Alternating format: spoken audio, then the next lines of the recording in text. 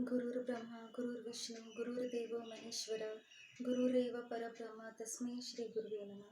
ठाकुर जी को मेरा कोटि कोटि प्रणाम, बड़ माँ को मेरा कोटि कोटि प्रणाम, बरदा को मेरा कोटि कोटि प्रणाम, आचार्य देव को मेरा कोटि कोटि प्रणाम।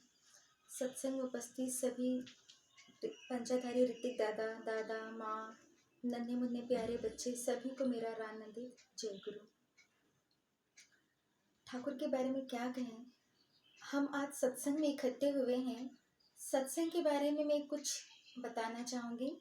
सत्संग क्या है, हम सत्संग में क्यों आते हैं, हमें क्यों आना चाहिए। हम जानते हैं कि इंसान बहुत स्वार्थी है, हम भी हैं।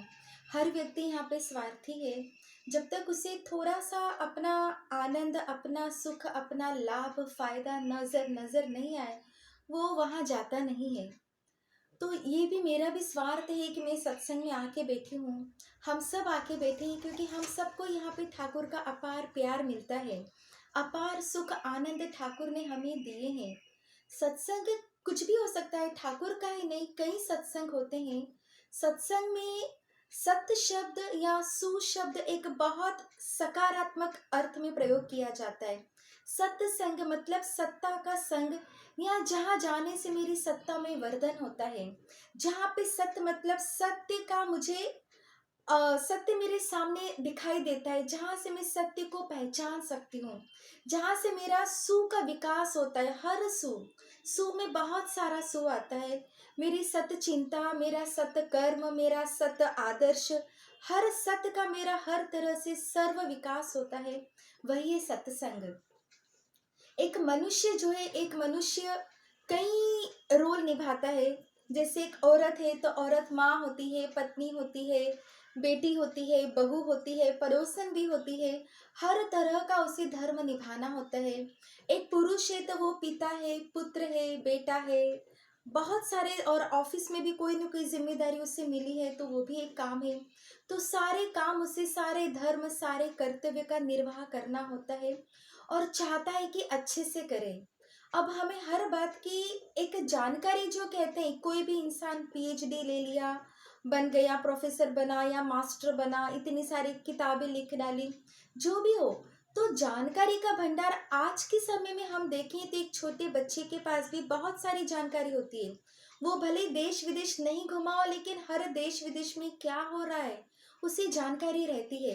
मोबाइल में हमारे एक टच में इंफॉर्मेशंस का पूरा समंदर सामने आ जाता है। लेकिन जानकारी इकट्ठा करने को ज्ञान नहीं कहते हैं। और जानकारी इकट्ठा करके मैं बुद्धि का विकास कर सकती हूँ, लेकिन बुद्धि के साथ विवेक, मैं उस जानकारी का, उस बुद्धि का कहाँ कैसे उपयोग करूँ, ये होता है विवेक। जैसे कई सारी जानकारी हमें पता है। जैसे हमने एक मिट्ठू की कहानी मुझे याद आ रही है, जिसको उसके मालिक ने सिखाया था, शिकारी आएगा, जाल फैलाएगा, दाने का लोभ दिखाएगा, जाल में फंसना नहीं चाहिए। उसने बिल्कुल पक्का याद कर लिया था, कंठस्थ मुखाग्र याद हो गया था, लेकिन उस जानकारी का उपयोग करना उसे नहीं आया। वो उस जानकारी को अपने बचाव के लिए कैसे उपयोग करना है वो समझ नहीं पाया था। तो वो होता है विवेक। मेरे पास जानकारियाँ बहुत है, मुझे, बच्चों को भी हम सिखाते हैं ना, किताबों में, स्कूलों में रट्टा कर लेते हैं।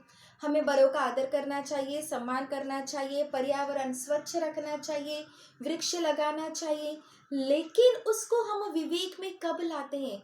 क्या कोई बच्चे को घर में एक पौधे को पानी देना भी हमने सिखाया है? पौधा लगाना तो बहुत दूर की बात है। घर में हमारे पौधे नहीं है तो लगाएं, अड़ोस पड़ोस में होते हैं। पौधों को पानी देना, बच्चों से करवाना, ये होता है उनके अंदर बुद्धि को विवेक में रूपांतरित करना, उस बुद्धि का हमारे जीवन में प्रैक्टिकली यूटिलाइज करना। वो हमें सत्संग सिखाता है कि मैं, इतनी सारी इंफॉर्मेशन से है, लेकिन उन जानकारियों का समय पड़ने पर किस समय किस तरीके से मैं उसका उपयोग करूं। ठाकुर जिसे कहे संधित्वा सेवया याजनेन, संधित्वा सेवा करने के लिए। सेवा का भी ठाकुर ने बहुत अलग परिभाषा दी है। लेकिन जो भी हमारे पास हम ज्ञान अर्जन करते हैं पुस्तक के माध्यम से, अपने घर में बड़े बुजुर्गों के माध्यम से, या टीवी मोबाइल के माध्यम से, लेकिन वो सारे ज्ञान का मैं अपने जीवन में प्रैक्टिकली कैसे यूटिलाइज करूं, वो होगा विवेक। और ये विवेक जागृत होता है सत्संग में आने से। सत्संग अटेंड करने के बाद ही मुझे भी, ये मैं अपना अनुभूति बताऊंगी कि बुद्धि तो बहुत सारी डिग्रियां तो मैंने भी ले लिया, स्कूलों में कॉलेज में जाके किताबी सर्टिफिकेट तो बहुत इकट्ठा किया, लेकिन उन ज्ञान का मैं अपने जीवन में और अपनी भलाई के लिए, दूसरों की भलाई के लिए कैसे उपयोग करें, दूसरों का भी जिसमें आनंद हो वो भी इस मंगल के भागीदार बने, वो सोचना और उस सोच को कार्य में परिणित करना, ये जो बीच का गैप होता है, कई बार हम सोचते बहुत है, सब सोचते हैं, बच्चा भी बहुत सोचता है, बहुत बड़ा भी सोचता है, लेकिन वो सोचने के लिए करना क्या होगा, करने के बाद ही तो पाना होगा। कहते ना भगवान के पास जाके कृपा चाहिए, कृपा नहीं मिलती। ठाकुर भी बोले, हर हमारे महापुरुष, हमारे देवी देवता बोले हैं, खाली करने से ही पा सकते हो, बिना किए सिर्फ सोचने से नहीं होगा। लेकिन हाँ, सोचने से ही करने की शुरुआत होती है। वो सत्य चिंता होनी चाहिए, जो ठाकुर के पास आके मेरी चिंता सत्य चिंतन में परिणित होती है, और सत्य चिंतन से मेरा सही करने का मेरा जागृति आती है कि मैं उसे करूं, और करने के बाद ही पाया जा सकता है। तो ये बीच के गैप को हमारा सत्संग मिटाता है। और यहाँ आके हम जब देखते हैं अपने गुरुओं के, अपने ठाकुर को मानने वाले एक आदर्श को लेकर हम लोग इकट्ठे होते हैं, तो सबका फ्रीक्वेंसी एक ही दिशा में होता है, कंसंट्रेट होता है, और उसका प्रभाव बहुत ज्यादा होता है।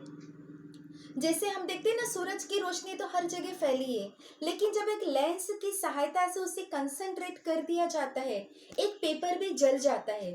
तो वैसे हम जब एक ही आदर्श को लेकर हम कुछ लोग इकट्ठे होते एक जगह पर, जिसे हम सत्संग कहते हैं, कोई भी आदर्श हो सकता है, हम ठाकुर को मानते हैं, जो भी व्यक्ति जिस भी आदर्श को मानते हो, किसी भी गुरु को लेकर के, एक ही व्यक्ति को लेकर हम जब इकट्ठा होकर उन्हीं का चिंतन करते हैं, उन्हीं के बारे में सभी लोग सोच के फोकस करते हैं, तो वो इंटेंसिटी, वो सत्य चिंता इतनी बढ़ती है कि हम सब के अंदर अपार ऊर्जा का समावेश होता है, और वो अपार ऊर्जा हर व्यक्ति को मिल पाती है।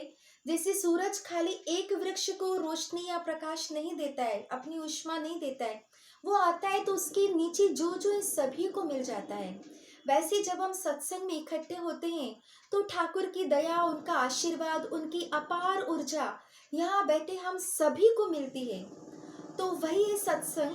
हम जब एक आदर्श को लेकर इकट्ठे होंगे, तो ये ऊर्जा हमारे शरीर में, हमारे चिंता में, हमारे मस्तिष्क में, हमारे हृदय में प्रवाहित होती है, और यही चिंता चिंतन में परिणित हो जाती है, और ये चिंतन मेरे कार्य में परिणित होता है, और उस कार्य से ही मेरा परिणाम मुझे मिलता है।